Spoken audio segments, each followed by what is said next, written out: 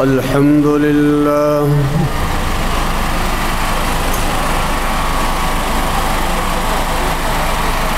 الحمد لله نحمده ونستعينه ونستغفره ونؤمن به ونتوكل عليه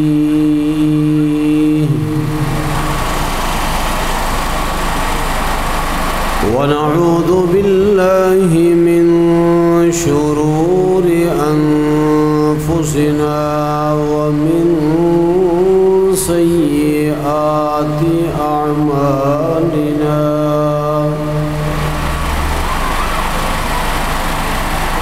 من يهده الله فلا مضل له ومن يضلل فلا هادي له ونشهد أن لا إله إلا الله وحده لا شريك له لا نظير له ولا وزير له ولا مشير له لا ضد له ولا ند له ولا مثل له ولا مثال له ونشهد أن سيدنا وسندنا ونبينا وشفيعنا ومرشدنا ومأوانا وملجانا محمدا عبده ورسوله أرسله بالحق بشيرا ونذيرا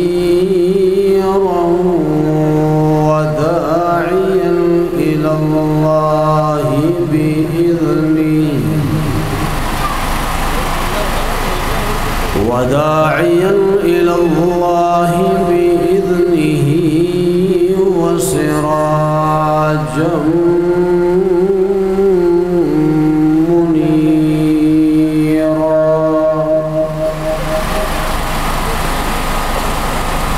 وصلى الله تعالى عليه وعلى آله وأصحابه وأزواجه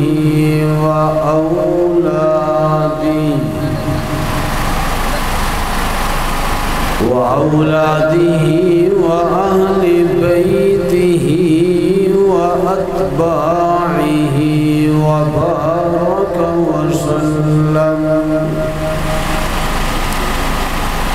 وبارك وسلم تسليما كثيرا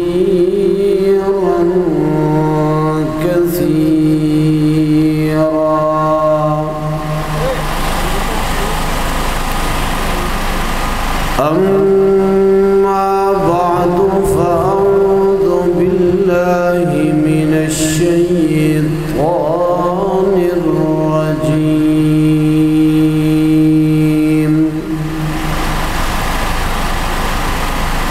بسم الله الرحمن الرحيم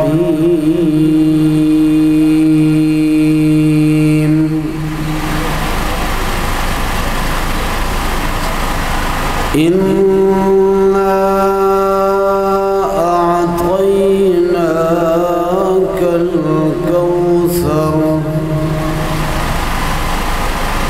فصل لربك وانحر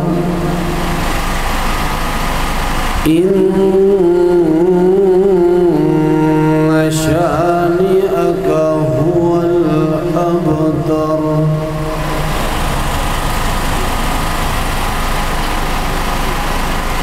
النبي صلى الله عليه وسلم لا يؤمن أحدكم حتى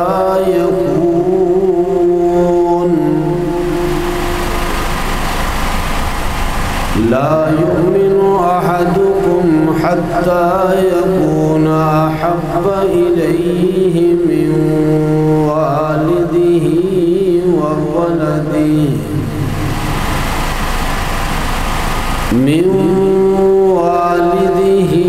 وولده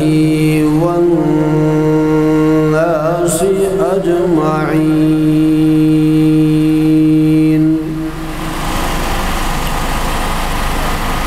وفي رواية أخرى سيكون في أمتي 30 كذابون.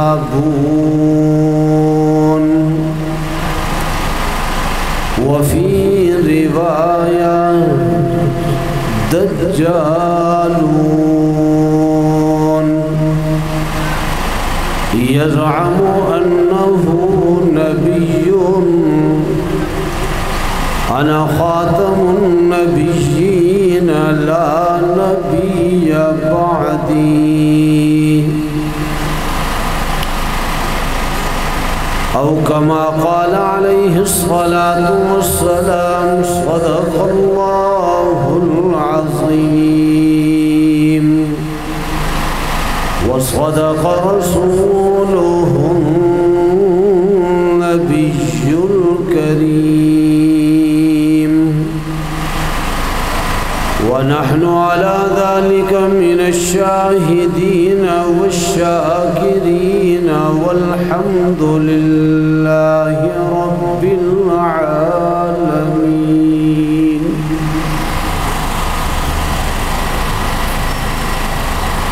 تمام حضرات بآواز بلند پیار و محبت کے ساتھ درود پاک کا نذرانہ پیش فرمائیں. اللهم صل على محمد وعلى آل محمد كما صليت على إبراهيم وعلى آل إبراهيم إنك حميد مجيد. يا رب صل وسلم دائما أبدا على حبيبك خير الخلق كلهم. هو الحبيب الذي ترجى شفاعته لكل هول من الأهوال مقتحم.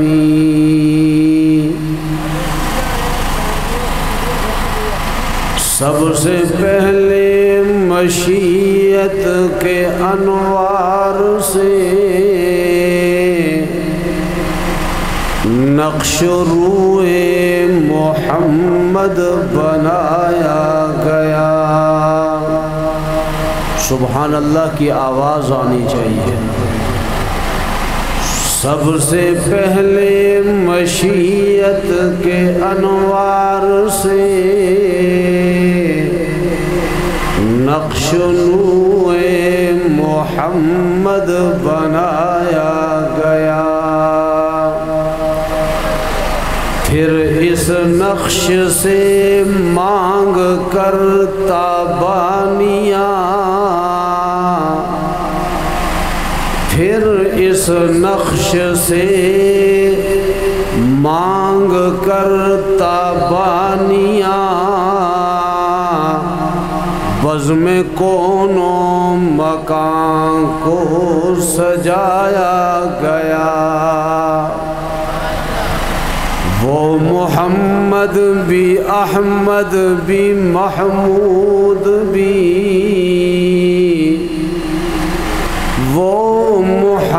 احمد بھی احمد بھی محمود بھی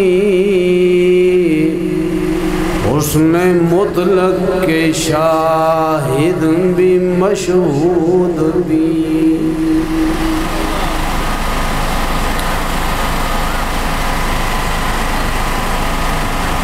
انتہائی لائق صد تکریم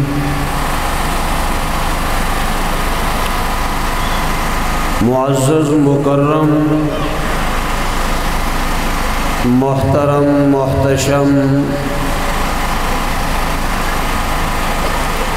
زینت بزم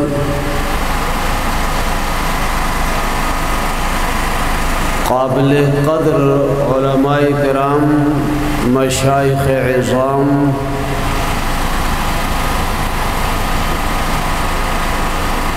باہر سے تشریف لانے والے مہمانان گرامی علاقے کے معززین حضرات اسلام کا درد دل رکھنے والے انتہائی قابل قدر میرے بزرگوں بھائیوں عزیز ساتھیوں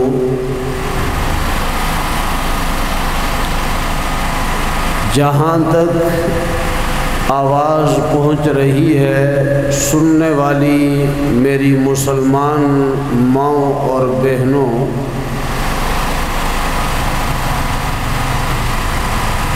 میں سب سے پہلے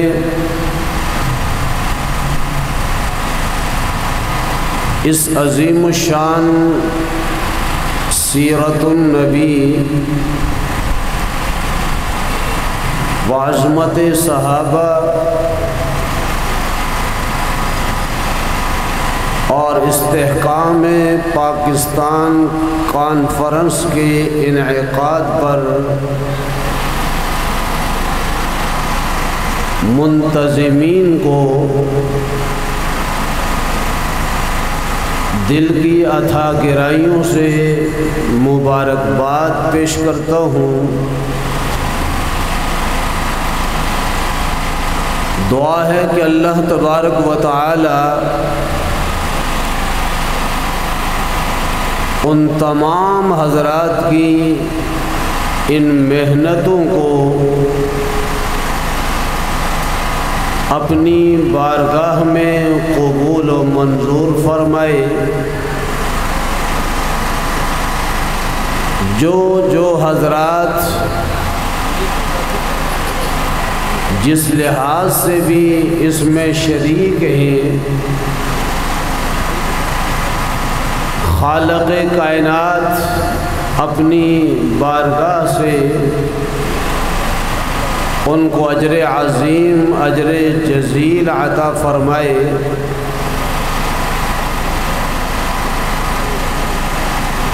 اور اس عظیم شان کانفرنس کو اپنی بارگاہ میں قبول و منظور فرمائے۔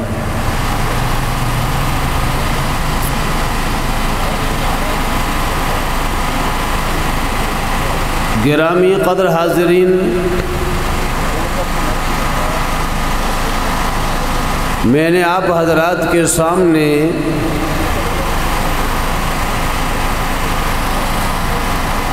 قرآن کریم کے 30ویں پارے کے آخری حصے سے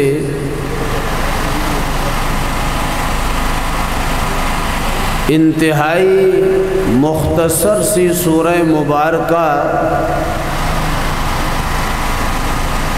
تلاوت کرنے کی سعادت حاصل کی ہے۔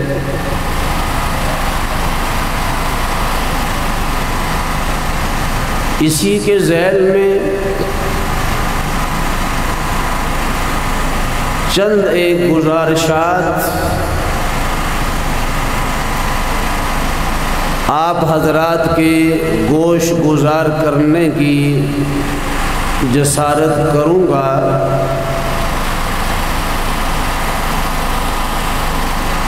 یہ سورہ مبارکہ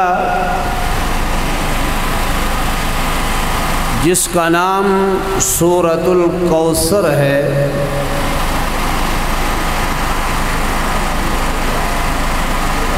اس سورہ مبارکہ میں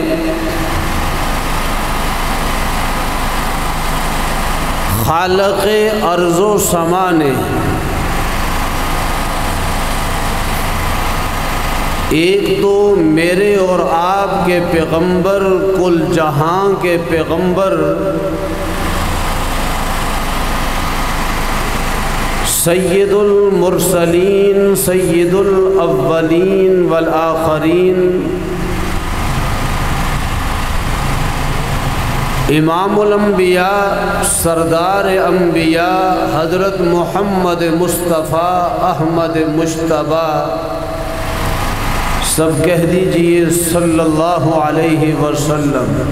بلند آواز سے آواز آنی چاہیے، اور بلند آواز سے صلی اللہ علیہ وسلم کے مقام کو بھی ذکر فرمایا، آپ صلی اللہ علیہ وسلم کے بعثت کے مقاصد کو بھی ذکر فرمایا، اور دنیا میں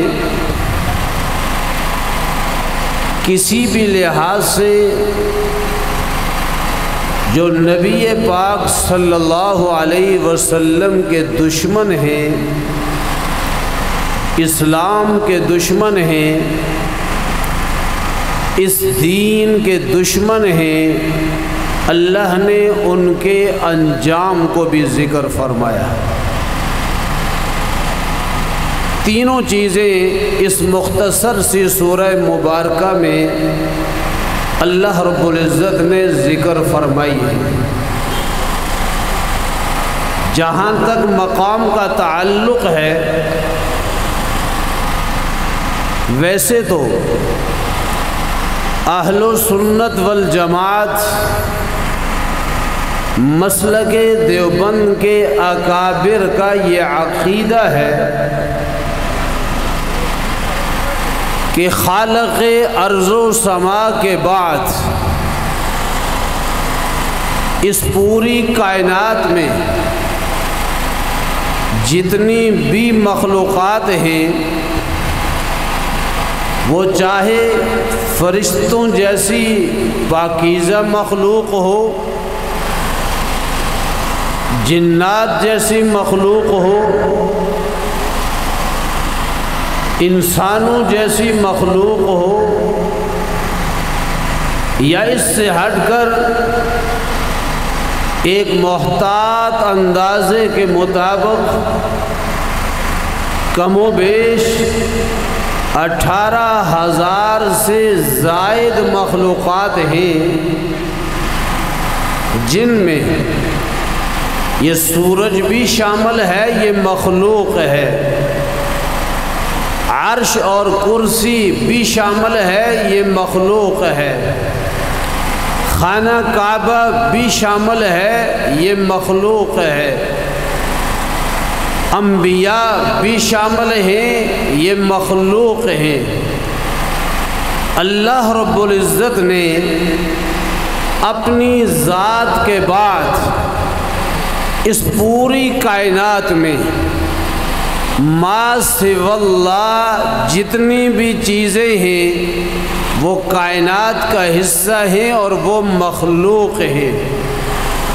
ان تمام مخلوقات میں سب سے اعلیٰ مقام، سب سے اشرف مقام، سب سے افضل مقام، سب سے اکمل اور اجمل مقام اگر کسی کو عطا فرمایا ہے تو وہ مقام صرف اور صرف حضرت عبداللہ کے لخت جگر، حضرت آمنہ کے نور نظر، مکہ کے در یتیم، امام الانبیاء جو آئے تو سب سے آخر میں لیکن تمام نبیوں کے سردار بن کر آئے، تمام انبیاء کے امام بن کر آئے، تمام انبیاء سے افضل و اعلیٰ بن کر آئے، اس رب نے اعلان کر دیا وَرَفَعْنَا لَكَ ذِكْرَكَ، ہم نے آپ کے ذکر کو بلند کر دیا۔ میرے اکابر کا عقیدہ ہے، اہل سنت والجماعت علماء دیوبند کا عقیدہ ہے، اللہ کی ذات کے بعد اس پوری کائنات میں سب سے اعلیٰ مقام وہ میرے اور آپ کے پیغمبر حضرت محمد مصطفیٰ احمد مجتبیٰ صلی اللہ علیہ وسلم کا ہے، جس کا خلاصہ آپ اس انداز میں سمجھیے، لا يمكن الثناء كما كان حقه، لا يمكن الثناء كما كان حقه، بعد از خدا بزرگ تو ہی قصہ مختصر۔ عزیزان محترم، اللہ نے اس مقام کو آپ کے حوالے کیا جس مقام پر آج تک کوئی ہستی پہنچ نہیں سکی ہے۔ یہاں اللہ رب العزت نے فرمایا اِنَّا أَعْطَيْنَاكَ الْكَوْثَرَ، ہم نے آپ کو کوثر عطا کی۔ گرامی قدر حاضرین، آپ کے گھروں میں قرآن کریم کے نسخے ہوں گے، بعض گھروں میں ترجمہ والا قرآن کریم بھی موجود ہوگا، آپ کی مساجد کے اندر بھی ترجمے والے قرآن کریم موجود ہوں گے۔ آپ جب اس ترجمے کو اٹھا کر اس سورت کا ترجمہ دیکھیں، ایک عام ترجمہ آپ کو ملے گا۔ اللہ نے فرمایا اِنَّا أَعْطَيْنَاكَ، بے شک ہم نے آپ کو کوثر عطا کی۔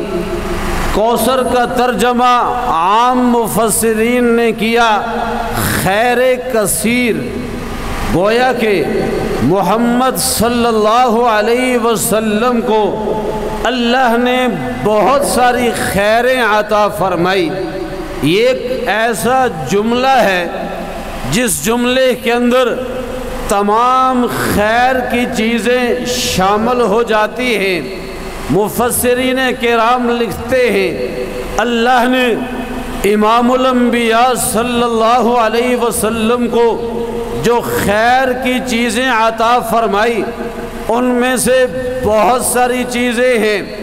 فرض کریں اللہ نے میرے اور آپ کے پیغمبر کو قرآن مقدس جیسی کتاب عطا فرمائی، اس رب نے اس زمین پر جو آسمانی کتابیں نازل فرمائی، جو صحائف نازل فرمائے، محققین لکھتے ہیں ان کی تعداد تقریباً 100 کے لگ بھگ ہے، لیکن کسی بھی آسمانی کتاب کو، کسی بھی صحیفے کو وہ مقام نہیں ملا، وہ شان نہیں ملی، وہ احترام نہیں ملا، اس کو وہ عزت نہیں ملی جو عزت اور مقام اللہ نے قرآن مقدس کو عطا فرمایا۔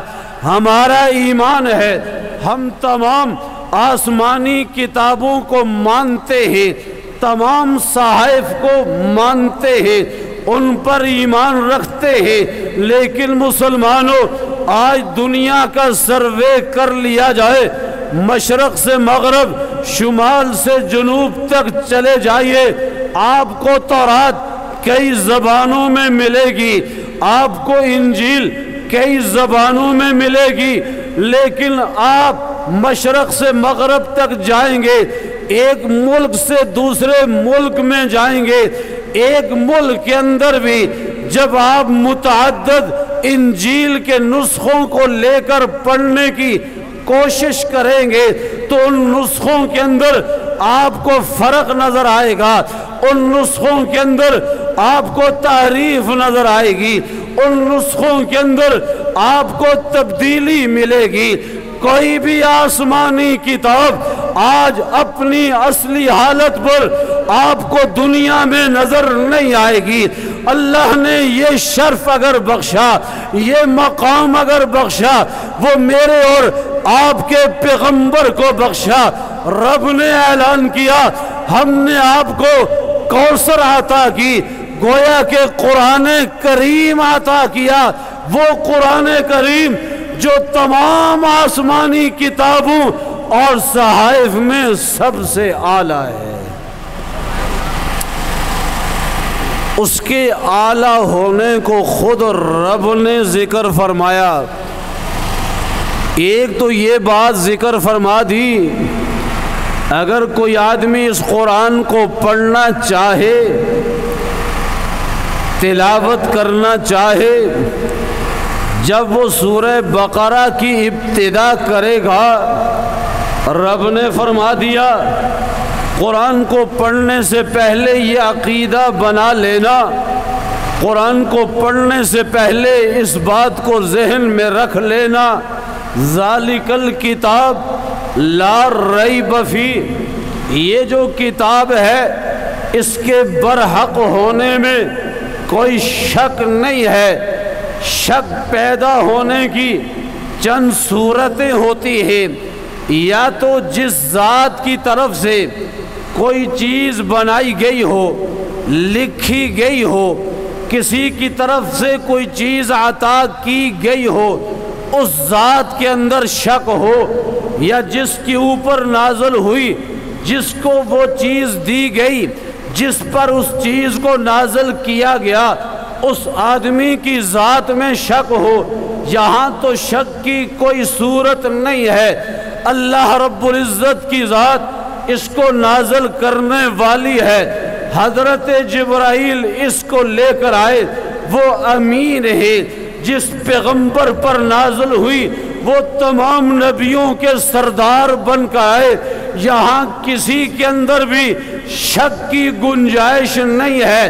اس کا مطلب یہ ہوگا پھر بھی اگر کوئی اس کتاب کے اندر شک کرے گا، اس کے دماغ میں خرابی ہوگی، اس کی عقل میں خرابی ہوگی، اس کی سمجھ میں خرابی ہوگی، اس لیے کہ جہاں سے کتاب آئی رب نے فرمایا اِنَّا نَحْنُ نَزَّلْنَا الذِّكْرَ، اس قرآن کو ہم نے نازل کیا۔ یہ وہ قرآن ہے فی لوح محفوظ، جو آسمان پر لوح محفوظ کے اندر لکھا ہوا ہے، محفوظ ہے۔ حضرت جبرائیل لے کر آئے، وہ امانت دار ہے۔ جس پیغمبر پر نازل ہوا وہ بھی صادق اور امین ہے۔ اب بھی اگر کوئی شک کرے گا یہ اس کے دماغ کی خرابی ہوگی، اس کی سوچ کی کمزوری ہوگی، اس کے عقل کی کمزوری ہوگی۔ کوئی بھی مومن قرآن کے برحق ہونے میں شک نہیں کر سکتا ہے۔ اِنَّا أَعْطَيْنَاكَ الْكَوْثَرَ، اللہ نے فرمایا محبوب ہم نے آپ کو کوثر عطا کی، خیر کثیر عطا کی۔ اللہ کے محبوب نے اس کی تفاصیل بیان کی، علماء نے اس پر کلام کیا، مفسرین نے خیر کثیر کی تشریح اور تفسیر کو بیان کیا کہ جہاں پر اس کوثر سے مراد قرآن ہے، وہاں اس کوثر سے مراد ختم نبوت بھی ہے، چونکہ نبوت کا سلسلہ حضرت آدم علیہ السلام سے شروع ہوا اور چلتے چلتے کم و بیش 1,24,000 انبیاء تک یہ سلسلہ چلتا رہا۔ آخر میں امام الانبیاء کو اللہ نے ختم نبوت کا تاج پہنایا۔ ما کان محمد ابا احد من رجالکم ولکن رسول اللہ وخاتم النبیین، اور خود امام الانبیاء نے فرما دیا انا خاتم النبیین لا نبی بعدی، میں خاتم النبیین ہوں، میرے بعد کائنات میں کوئی اور نبی نہیں آئے گا۔ یہ ختم نبوت کا تاج بھی اللہ نے میرے اور آپ کے پیغمبر کو عطا فرمایا، یہ بھی مراد اس کوثر سے ہے، یہ بھی مراد اس خیر کثیر سے ہے۔ آگے مفسرین لکھتے ہیں کہ اس کوثر سے مراد، خیر کثیر سے مراد صحابہ کرام کی جماعت ہے۔ بعض حضرات تفصیل میں لکھتے ہیں یہاں خلفائے راشدین سب سے اعلیٰ مقام رکھتے ہیں، 10 مبشرہ ان کے بعد مقام رکھتے ہیں۔ وہ 10 مبشرہ وہ 10 صحابہ کہ جن کے متعلق امام الانبیاء صلی اللہ علیہ وسلم نے دنیا کے اندر نام لے کر فرما دیا یہ تمام 10 صحابہ جنتی ہیں۔ ویسے تو ہمارا عقیدہ ہے تمام صحابہ جنتی ہیں۔ اللہ کے پاک پیغمبر نے فرمایا اصحابی کالنجوم فبأیہم اقتدیتم اہتدیتم، میرے صحابہ کی مثال ستاروں کی ہے، جس طرح ستاروں کی روشنی سے رہنمائی حاصل کی جاتی ہے، ان صحابہ میں سے کسی کی بھی اتباع کرو گے، کسی کے بھی نقش قدم پر چلو گے، کسی کی بھی ہدایات پر چلو گے تو کامیاب ہو جاؤ گے، کامران ہو جاؤ گے۔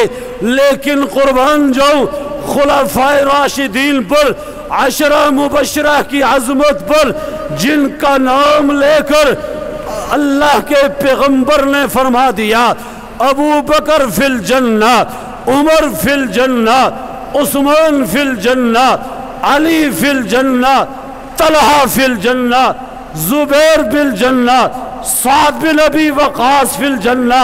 یہ وہ 10 مبشرہ ہے جن کو دنیا کے اندر اللہ کے پیغمبر نے جنت کی بشارت عطا فرمائی۔ آج لوگ صحابہ کرام پر کلام کرتے ہیں، بعض تو وہ لوگ ہیں جو صحابہ پر تبرہ بھی کر جاتے ہیں، لیکن ان کا مذہب، ان کا دین ایک الگ سلسلہ ہے۔ لیکن مجھے افسوس ان مذہبی سکالروں پر ہے جنہوں نے اپنی جگہ پر قرآن کا ترجمہ بھی لکھا، تفاسیر بھی لکھی، باقی احکامات پر مباحث بھی کی، اپنے آپ کو مذہبی پیشوا بھی کہلواتے ہیں، اور آج بھی لوگ ان کا چرچا کرتے ہیں۔ انہوں نے انبیاء کرام علیہم الصلاۃ والسلام کی عصمت کا انکار کیا۔ وہ طبقہ انبیاء کی عصمت کا قائل نہیں ہے، وہ صحابہ کرام کے عدل کا قائل نہیں ہے، وہ صحابہ کرام کے امین ہونے میں شبہ کرتا ہے۔ مجھے ان سے یہ گلہ اور شکوہ ہے، آپ تو کلمہ پڑھنے والے، آپ تو پیغمبر کی ختم نبوت پر ایمان لانے والے ہیں، اور اگر آپ کی زبان سے یہ جملہ آتا ہے اگر کسی صحابہ پر، کسی صحابی پر یا صحابہ میں سے بعض افراد پر نقطہ چینی کر دی جائے، سوال اٹھا لیا جائے، کیا حرج ہے؟ آخر وہ بھی تو ہماری طرح انسان تھے۔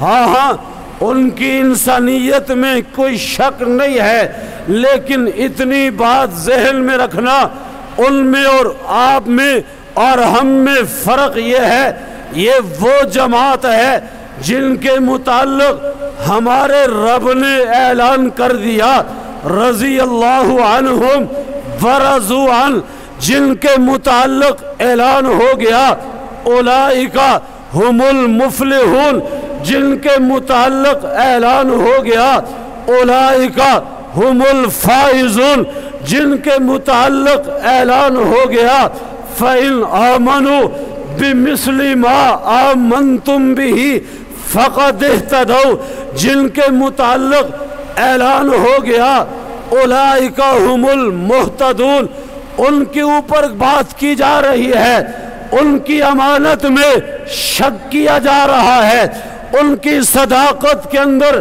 شک کیا جا رہا ہے۔ پتہ نہیں مجھے اور آپ کو مرتے وقت ایمان نصیب ہوتا ہے یا نہیں ہوتا، لیکن یہ تو وہ جماعت ہے جن کے ساتھ رب نے دنیا میں اپنی رضا کا اعلان کر دیا ہے۔ اس لیے مسلمانوں، انبیاء کی ذات ہو، صحابہ کرام کی ذات ہو، کیا دنیا کے باقی مسائل رہ گئے ہیں آج ہم ان پر بحث شروع کر دیں؟ انبیاء معصوم ہیں نہیں ہیں، اس پر بحث شروع کر دیں۔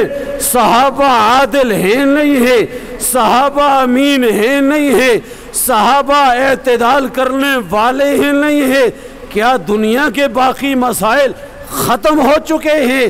آج ہم ان موضوعات کو اپنے لیے بحث کا ذریعہ بنائیں۔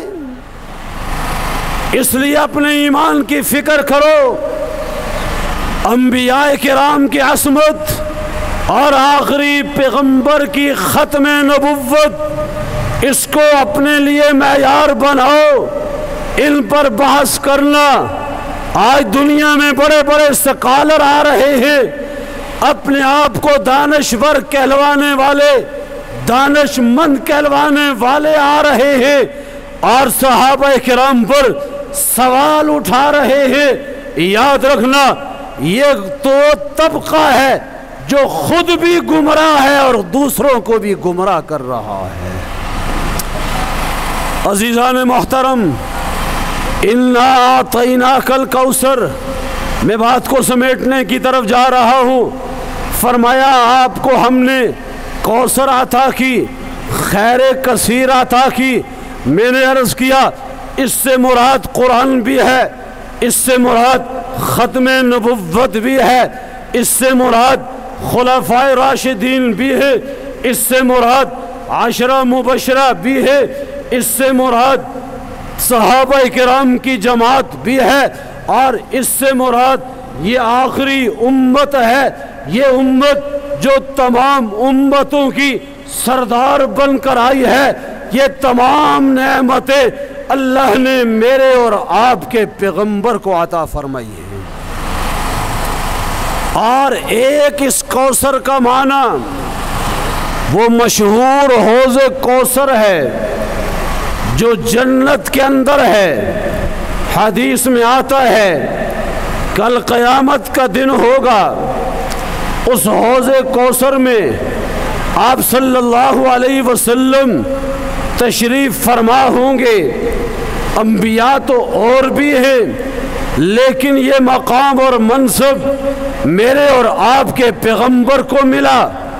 اس حوض کوثر کے ارد گرد موتیوں کے برتن بنے ہوئے، جس کو آپ پیالے سے تعبیر کر لیں، خاص قسم کے برتن ہوں گے۔ آپ صلی اللہ علیہ وسلم جام بھر کر خلفائے راشدین کے حوالے کریں گے، اور خلفائے راشدین اس امت کو یہ جام پلاتے جائیں گے۔ مفسرین لکھتے ہیں حضرت ابو بکر، حضرت عمر، حضرت عثمان، حضرت علی المرتضیٰ رضوان اللہ تعالی علیہم اجمعین کے ہاتھوں سے یہ جام اسی کو ملے گا جو ان کی صحابیت پر ایمان رکھے گا، ان کی صداقت کو مانے گا، ان پر اس نے دنیا کے اندر کوئی تبرہ نہیں کیا ہوگا، ان کے اوپر لان تان نہیں کی ہوگی، ان کی شان کے اندر کمی نہیں کی ہوگی۔ جو دنیا میں ان کے مقام کا قائل نہیں ہے، کل قیامت میں اللہ اس کو اس جام سے محروم رکھے گا۔ اللہ ہم سب کو وہ جام نصیب فرمائے۔ یہ مقام بھی میرے اور آپ کے پیغمبر کو دیا گیا ہے۔ انا خاتم النبیین لا نبی بعدی۔ دنیا میں فتنوں کا سلسلہ اس زمانے سے چلا، آج تک یہ سلسلہ چل رہا ہے۔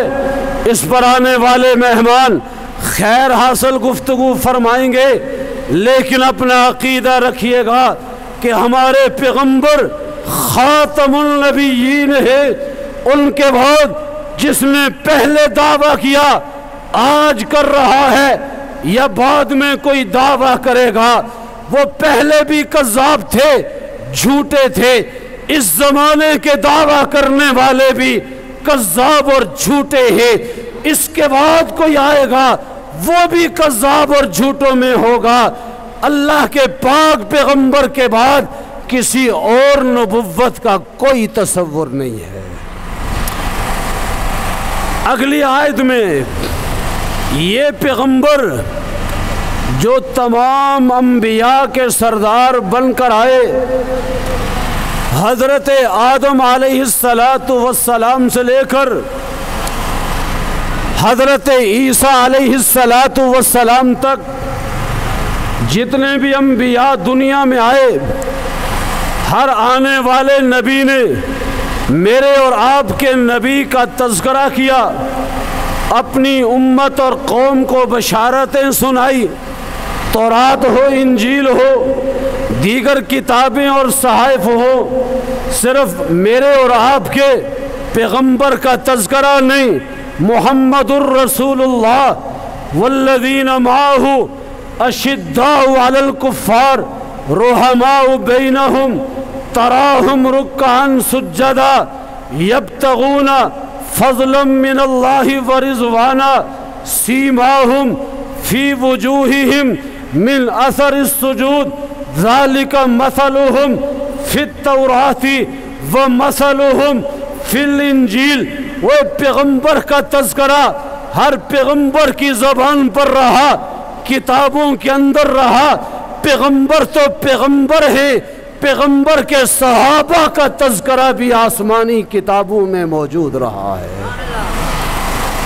گرامی قدر حاضرین، وہ پیغمبر جن کے متعلق اکابر لکھتے ہیں اللہ نے اس کائنات کے اندر جتنی بھی چیزیں پیدا فرمائی، ان تمام مخلوقات میں اگر یکتا کوئی ذات ہے، حسن و جمال کے اعتبار سے، کمال کے اعتبار سے، وہ امام الانبیاء کی ذات حضرت عبداللہ کے لخت جگر، حضرت آمنہ کے نور نظر، مکہ کے در یتیم ہے، جو پوری کائنات کے اندر یکتا ہے۔ اور یہ وہ پیغمبر ہے جو وجہ کائنات ہے۔ علماء لکھتے ہیں اگر رب نے اس پیغمبر کو پیدا نہ کرنا ہوتا، اس پیغمبر کو دنیا میں مبعوث نہ کرنا ہوتا، یہ رب اس کائنات کو وجود ہی نہ بخشتا۔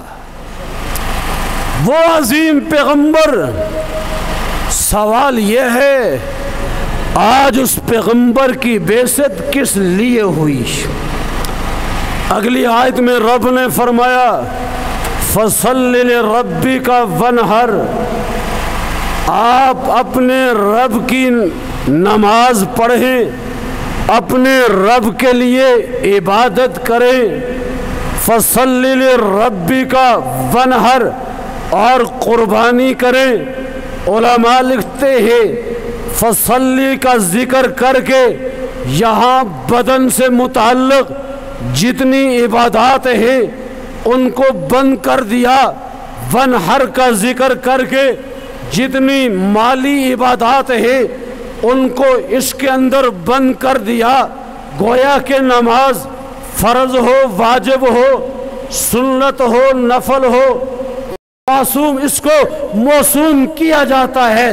اس کو سامنے رکھتے ہوئے آج ہمیں تجدید عہد کرنا ہے، آج ہمیں یہ عزم کرنا ہے کہ آج کے دن جو پیغمبر کی نسبت ہمیں حاصل ہو رہی ہے، آج ہم عزم کرتے ہیں پیغمبر کی سنت پر چلتے ہوئے، پیغمبر کے طریقے پر چلتے ہوئے، پیغمبر کے قول کو اپناتے ہوئے، پیغمبر کے فعل پر عمل کرتے ہوئے، جس طرح پیغمبر نے ان عبادات کا اہتمام کیا، ہم بھی ان نمازوں کا اہتمام کریں گے۔ کیا خیال ہے، وعدہ کرتے ہو؟ مسلمانوں، آپ سے سوال ہے، کیا اس چیز کا وعدہ کرتے ہو؟ صرف خود نہیں، کلکم راعٍ وکلکم مسئول عن رعیتہ، آپ کے گھر میں آپ کے بالغ بچے ہیں، آپ کی بچیاں ہیں، آپ کی بالغ بہنیں ہیں، آپ کی بیٹیاں ہیں، آپ پر لازم ہے ان کو بھی آپ نماز کا اہتمام کروائیں۔ آپ گھر کے سربراہ ہیں، آپ گھر کے بڑے ہیں، لہٰذا یہ پیغمبر کی سیرت ہے، پیغمبر کی سنت ہے، پیغمبر کے اقوال ہے، پیغمبر کے افعال ہے۔ پیغمبر اسی مقصد کے لیے دنیا میں آئے تھے، خود بھی عبادات کو اختیار کرے، دنیا کو بھی اس کا درس دے۔ اللہ کے پاک پیغمبر نے اس کام کو کر دیا، یہ پیغمبر کی بعثت کا مقصد تھا۔ آج ہم بھی عزم کر لے، ہم اس مقصد کو زندہ کرتے ہوئے آگے بڑھاتے چلے جائیں گے۔ وانحر لفظی معنی قربانی، مال کا خرچ کرنا۔ یہ مال دین کے کسی بھی شعبے کے اندر ہو، وہ قربانی کا حصہ ہے۔ کہیں مسجد کی ضرورت ہے، مدرسے کی ضرورت ہے، کہیں دعوت و تبلیغ کی ضرورت ہے، کہیں پر جہاد بالسیف کی ضرورت ہے، کہیں وقت کے ظالم جابر اور ظالم قسم کے لوگوں کی آنکھوں میں آنکھیں ڈال کر اسلامی نظام کی جنگ کی صورت ہے۔ ان تمام میدانوں کے اندر اپنے مال کو خرچ کرنا، یہ بھی پیغمبر کی سیرت ہے، پیغمبر کی سنت ہے۔ جہاں پیغمبر کے صحابہ نے اپنے مال سے مسجدیں بنائی، اپنے مال سے دعوت و تبلیغ کا کام کیا، اپنے مال سے لوگوں کو قرآن کی تعلیم دی، وہاں صحابہ کی سیرت میں، پیغمبر کی سیرت میں یہ بھی ملتا ہے کہ انہوں نے اپنا مال لگا کر میدان جہاد کے اندر اعلاء کلمت اللہ کے لیے، قرآن کے نظام کے لیے جہاد بالسیف بھی کیا، اپنی جانوں کے نذرانے بھی پیش کیے۔ صرف اس حد تک نہیں، جب ضرورت پڑی، موقع آیا، پیغمبر اور پیغمبر کے صحابہ نے اپنے مال کو خرچ کر کے اس دھرتی پر اسلامی ریاست کو قائم کیا، اسلامی حکومت کو قائم کیا۔ سمجھ میں آیا، اسلامی ریاست کے لیے، اسلامی حکومت کے لیے، خلافت راشدہ کے اس نظام کو اس دھرتی پر نافذ کرنے کے لیے جد و جہد کرنا، محنت کرنا، وقت کے ظالموں کی آنکھوں میں آنکھیں ڈال کر ہر میدان کے اندر حق کی صداؤں کو بلند کرنا، یہ پیغمبر اور پیغمبر کے صحابہ کی سیرت ہے۔ الحمدللہ آج بھی یہ امت اس عمل کو زندہ کر رہی ہے۔ کیا خیال ہے، اس میدان میں محنت ہو رہی ہے کہ نہیں ہو رہی ہے؟ اللہ نے پیغمبر کے مقام کو بھی بیان کر دیا، کام کو بھی بیان کر دیا۔ عبادات کی جتنی بھی اقسام ہیں وہ پیغمبر کی سیرت ہے، بدنی ہوں یا مالی ہوں، قولی ہوں یا فعلی ہوں۔ اللہ نے ان تمام عبادات کے لیے پیغمبر کو دنیا میں مبعوث فرمایا۔ قرآن کی تلاوت عبادت، دوسروں کو دین پڑھانا عبادت، دین سکھانا عبادت۔ امام ابن قیم لکھتے ہیں، ان ذکر النبی عبادت عظیمت، پیغمبر کا تذکرہ کرنا بھی یہ عظیم عبادت ہے۔ آج یہ جو پروگرام ہو رہا ہے پیغمبر کی سیرت کے حوالے سے، پیغمبر کے مقام کے حوالے سے، عظمت صحابہ کے حوالے سے ہم اس کو دین کا حصہ سمجھتے ہیں، اپنے ایمان کا حصہ سمجھتے ہیں، اس پر بھی اللہ رب العزت ہمیں اجر عطا فرما رہے ہیں۔ آخری گزارش جو تیسری آیہ مبارکہ ہے، ان شانئک هو الابتر، تفصیل ہے، میں اس طرف نہیں جاتا۔ مہمان گرامی تشریف لا چکے، آپ کے علم میں ہوگا میرے اور آپ کے پیغمبر کی اولاد تھی کہ نہیں تھی؟ بولو تو صحیح ہاتھ بلند کر کے۔ آپ صلی اللہ علیہ وسلم کے کتنے بیٹے تھے؟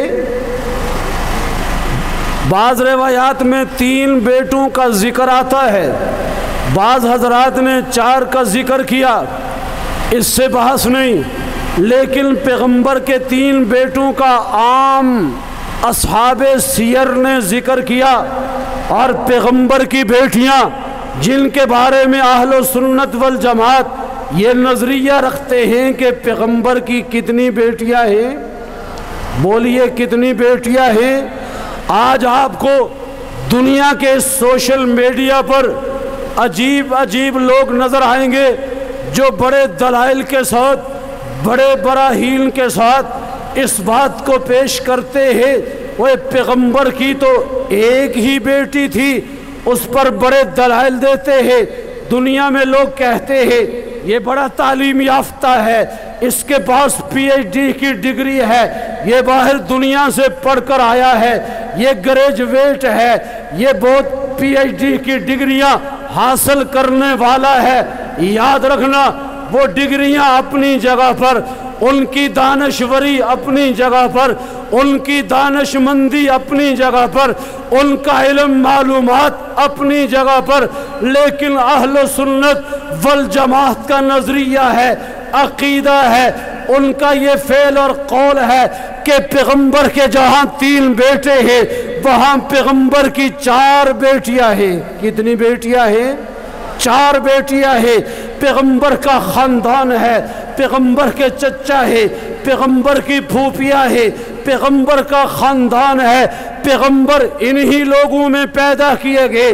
لقد من اللہ علی المؤمنین اذ بعث فیہم رسولا من انفسہم، وہ طبقہ جو پیغمبر کو اس مخلوق سے نکال کر کسی اور مخلوق میں داخل کرنا چاہتا ہے۔ میرا سوال ہے، قرآن تو کہتا ہے من انفسہم، اس پیغمبر کو انہی لوگوں میں پیدا کیا گیا۔ مکہ کے اندر حضرت عبداللہ پیدا ہوئے، حضرت عبداللہ عبد المطلب کے گھر پیدا ہوئے، حضرت آمنہ کے بطن سے میرے اور آپ کے پیغمبر پیدا ہوئے۔ آپ کے چچا ہے، آپ کی پھوپھیاں ہے، آپ کے دادا ہے، آپ کا خاندان ہے، سارے انسان ہیں، لیکن فرق یہ ہے کہ میرے پیغمبر انسانیت کے اعلیٰ درجے پر ہے، اور انسانیت کا درجہ وہ ہے جس کے سامنے فرشتے بھی جھک کر سلام کرتے ہیں۔ انسانیت کا درجہ کسی سے کم نہیں۔ حضرت فاروق اعظم رضی اللہ تعالی عنہ خانہ کعبہ کو دیکھتے ہیں، کہتے خانہ کعبہ تو مخلوق ہے، میں کبھی بھی تیرے سامنے جھکتا نہیں، لیکن میں نے اپنے پیغمبر کو دیکھا کہ وہ تیری طرف رخ کر کے نماز پڑھ رہے تھے۔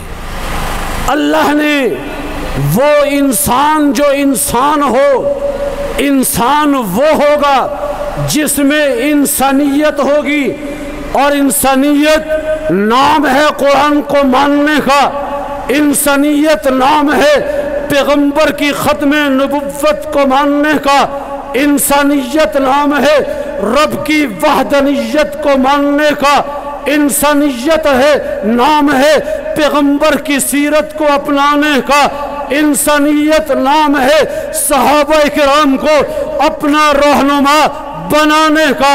اگر کوئی انسان ہوگا اس کا درجہ فرشتوں سے بھی اعلیٰ، جنات سے بھی اعلیٰ، سورج سے بھی اعلیٰ، چاند سے بھی اعلیٰ، ستاروں اور سیاروں سے بھی اعلیٰ، خانہ کعبہ سے بھی اعلیٰ، اگر اس میں انسانیت نہیں، اولئک کالانعام بل ھم اضل، قرآن کہتا ہے پھر تو وہ انسان نہیں بلکہ وہ جانوروں سے بھی بدتر ہے۔ ان شانئک ھو الابتر، پیغمبر کے آخری بیٹے حضرت ابراہیم جو ایک باندی سے پیدا ہوئے، چند عرصے کی عمر ہوئی، آخر میں ان کا انتقال بھی ہو گیا۔ جب پیغمبر کے آخری بیٹے کا انتقال ہوا، وہاں کے لوگوں نے خوشیاں منائی، مٹھائیاں تقسیم کی، کہا کہ انسان جب دنیا سے جاتا ہے اس کے سلسلے کو اس کی اولاد آگے بڑھاتی ہے۔ پیغمبر محمد ابن عبداللہ کی اولاد کا سلسلہ ختم ہو گیا، کوئی بیٹا دنیا میں نہیں ہے، یہ چلے جائیں گے، سلسلہ ختم ہو جائے گا، ان کا نام و نشان مٹ جائے گا۔ جس انسان کی نرینہ اولاد نہ ہو اس کو عربی کے اندر ابتر کہا جاتا ہے۔ میرے پیغمبر اس بیٹے کی وفات کے بعد جب مکہ میں چلتے تھے، عرب کی زمین پر چلتے تھے کہ وہاں کے لوگ میرے پیغمبر کو ابتر کہاتے تھے، لا ولد کہا کرتے تھے، یہ تو وہ انسان ہے، اس کی اولاد کا سلسلہ ختم ہو گیا، بس انتظار ہے جب یہ دنیا سے جائے گا، اس کا دین مٹ جائے گا، یہ دنیا میں جائے گا، دنیا سے اٹھے گا، پردہ کرے گا، اس کا لایا ہوا قرآن ختم ہو جائے گا، توحید کی صدائیں ختم ہو جائیں گی، لا الہ الا اللہ کی آواز دب جائے گی۔ اللہ نے جواب دیا، محبوب پریشان ہونے کی ضرورت نہیں ہے، ان شانئک ھو الابتر۔ آج جو لوگ آپ کو ابتر کہتے ہیں کہ آپ کا نام و نشان مٹ جائے گا، یاد رکھنا آپ کا نشان بلند ہوگا۔ جو آپ کو ابتر کہتے ہیں ان کا نام و نشان دنیا سے مٹ جائے گا۔ الحمدللہ پیغمبر کے زمانے سے لے کر اسود عنسی ہو، طلیحہ اسدی ہو، مسیلمہ کذاب ہو، یا بر صغیر کا غلام احمد قادیانی ہو، یا اس کے ٹاؤٹ، اس کے چمچے مرزا بشیر ہو، مرزا ناصر ہو، دیگر مرزائی ہو، قادیانی ہو، یا ان کے ٹاؤٹ جو آج کل پیسہ لے کر ان کے لیے قانون سازی کی کوششیں کرتے ہیں، ان کی کوشش یہ ہے کہ آئین کے اندر اکابرین کی محنت سے جو قانون بنا ہے، پیغمبر کی ناموس کے حوالے سے، رسالت کے حوالے سے، مبارک شخصیات کے حوالے سے اس قانون کو بدل دیا جائے، لیکن قربان جاؤں ان اکابر پر انہوں نے محنت کر کے امت کے ساتھ دینے کے ساتھ آئین کے اندر ان شقوں کو داخل بھی کروایا، اور آج تک اس کی حفاظت کی جنگ بھی لڑ رہے ہیں۔ یاد ہوگا آپ کو کہ اس ملک کے اندر جنرل مشرف جیسا آدمی گزرا جس کی اپنی جگہ پر اس وقت کے اندر پاور تھی، وہ آرمی چیف بھی تھا اور ملک کا پریزیڈنٹ بھی تھا، صدر بھی تھا۔ اس نے کہا تھا میں اس قانون کو بدلوں گا۔ مسلمانوں کی جماعت کا آدمی کھڑا ہوتا ہے، اس قانون سازی کو تبدیل کرنے کی قرارداد پیش کرتا ہے۔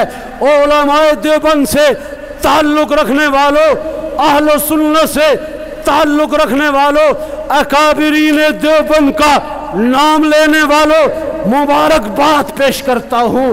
افضل الجہادی کلمت حق عند سلطان جائر کے تحت اس وقت پاکستان کی نیشنل اسمبلی میں وقت کے جابر حکمران کی آنکھوں میں آنکھیں ڈال کر تمام سیکولر جماعتوں کے سامنے، تمام سیکولر لوگوں کے سامنے، کفری عقائد رکھنے والے ان لوگوں کے سامنے اگر اس وقت پیغمبر کی ناموس کی جنگ لڑی ہے تو ماننا پڑے گا حضرت شیخ الہند کا روحانی بیٹا، مجدد الفسانی کا روحانی بیٹا، حضرت قاسم نانوتوی کا روحانی بیٹا، رشید احمد گنگوہی کا روحانی بیٹا، شیخ العرب والعجم سید حسین احمد مدنی کا روحانی بیٹا، اور حضرت مفتی محمود کا خونی بیٹا مولانا فضل الرحمان تھے،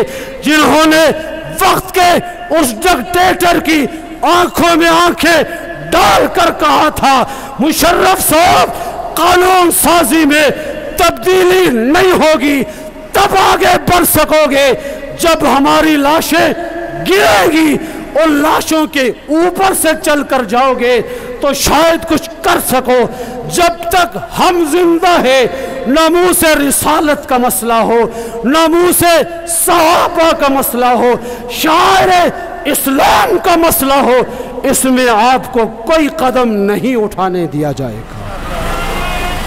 الحمدللہ یہ کریڈٹ آپ کو ہے، اور آج بھی آپ کے تعاون سے پیغمبر کی ختم نبوت کے نام پر جو لاہور کی کانفرنس ہوئی ہے، کل تک جو لوگ کہتے تھے یہ چند گنے چنے لوگ ہیں، لاکھوں کے اس مجمع کو جب ان قوتوں نے دیکھا، میڈیا پر پابندی ہونے کے باوجود سوشل میڈیا پر یہ چیزیں آئی، اعداد و شمار آئے، اپنے تو اپنے جو نام لینا پسند نہیں کرتے تھے انہوں نے بھی کہہ دیا کہ ہم نے بھی بڑے پروگرامات کیے، بڑی کانفرنسیں کی، لیکن لاہور کی پیغمبر کی ختم نبوت پر ہونے والی یہ کانفرنس، اس کا ریکارڈ نہ ماضی میں ملتا ہے، پتہ نہیں مستقبل کے اندر بھی مل سکے گا یا نہیں مل سکے گا۔ اس کانفرنس نے ثابت کر دیا پیغمبر کی ناموس پر، صحابہ کی ناموس پر، شاعر اسلام پر آج کا مسلمان مر مٹنے کے لیے تیار ہے، لیکن اس مسئلے پر سودا کرنے کے لیے تیار نہیں ہے۔